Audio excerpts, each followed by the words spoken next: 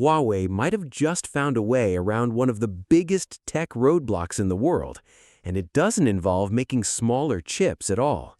After years of U.S. sanctions cutting Huawei off from advanced chip manufacturing, the company is now claiming it can build processors with performance comparable to future 1.4 nanometer chips using a completely unconventional method.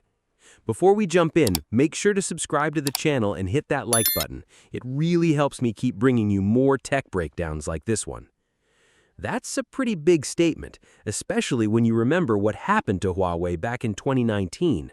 The company was placed on the U.S. Entity List, which basically blocked it from accessing critical American technology. Then things got even tougher when the U.S. introduced the Foreign Direct Product Rule. That rule stopped global foundries using American tools or software from manufacturing advanced chips for Huawei. And that's a huge problem, because modern chips are built using incredibly specialized equipment. Companies like TSMC and Samsung rely on advanced lithography machines to produce the world's best processors. These machines use extreme ultraviolet light, or EUV, to print microscopic circuitry onto silicon wafers. Without access to EUV machines, it becomes almost impossible to compete at the cutting edge. Huawei suddenly found itself stuck. For a while, the company survived by using modified Qualcomm Snapdragon chips that only supported 4G instead of 5G. So phones like the Huawei P50, Mate 50, and P60 series had flagship-level performance, but they lacked one thing competitors already had: full 5G support. That changed in 2023 with the Mate 60 series. Huawei designed its own Kirin processor again and worked with China's largest foundry, SMIC, to manufacture it. But there was still a major limitation. Since SMIC also couldn't access EUV equipment, it had to rely on older DUV technology. DUV technology is far less advanced.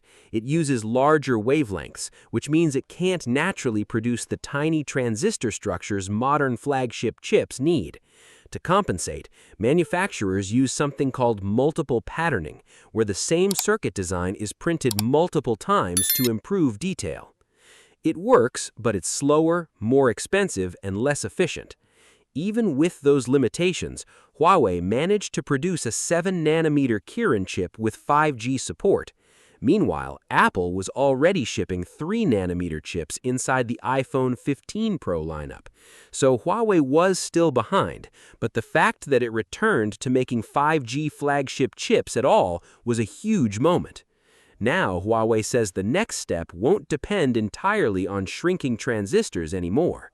Instead of following the traditional path of making chips physically smaller every generation, Huawei wants to improve the architecture and internal design of chips themselves. The company revealed a concept called the Tau scaling law during the 2026 IEEE International Symposium on Circuits and Systems in Shanghai. According to Huawei, this method reduces the time it takes signals and data to move through chips and computing systems. That might sound technical, but the idea is actually pretty straightforward. Modern chips aren't only limited by transistor size anymore. Another major issue is how quickly information can travel inside the chip itself. So instead of obsessing only over smaller transistors, Huawei is focusing on smarter layouts and shorter communication paths inside the processor. The company says it has already applied this Tau scaling approach across 381 chips over the past 6 years, including chips designed for smartphones and AI systems. And starting later this year, Huawei plans to introduce something called logic folding into Kirin processors. Logic folding is designed to shorten wiring distances inside the chip, improving performance and efficiency without necessarily shrinking the manufacturing process itself. That's the key idea here. Huawei knows it probably won't gain access to advanced EUV machines anytime soon, so instead of waiting for sanctions to disappear, it's trying to redesign the problem entirely. And honestly, this is where things get really interesting. For years, the semiconductor industry has been obsessed with process nodes, 3 nanometer, 2 nanometer, eventually 1.4 nanometer. Smaller numbers became the symbol of progress, but the reality is that modern chip development is becoming insanely difficult and expensive. Physical scaling is slowing down, costs are exploding, and power efficiency gains aren't as dramatic as they used to be. Huawei seems to be betting that smarter architecture can matter just as much as smaller transistors. Now, to be clear, Huawei is still behind companies like TSMC. TSMC is expected to begin mass production of 1.4 nanometer chips around 2028, while Huawei says it could reach equivalent transistor density levels by 2031. So the gap isn't gone, but compared to where Huawei was just a few years ago, that's a dramatic recovery, and it could have much bigger implications beyond smartphones. If Huawei's approach actually works, it could reshape how companies think about chip design in the future. Instead of relying entirely on expensive next-generation manufacturing equipment, companies might invest more heavily in architecture optimization, data flow efficiency, and advanced packaging techniques. In other words, Huawei may not be changing the rules of semiconductor physics, but it might be changing the strategy.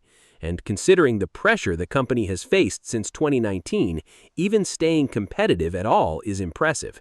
The fact that Huawei is now talking about chips equivalent to 1.4 nanometer performance shows how determined it is to stay in the race even under restrictions that were originally expected to cripple its entire smartphone business. At this point, Huawei's biggest innovation might not just be the chip itself. It might be the idea that there's more than one way to move the industry forward. What's your thoughts on this? Let me know in the comment section. See you in the next video. Take care.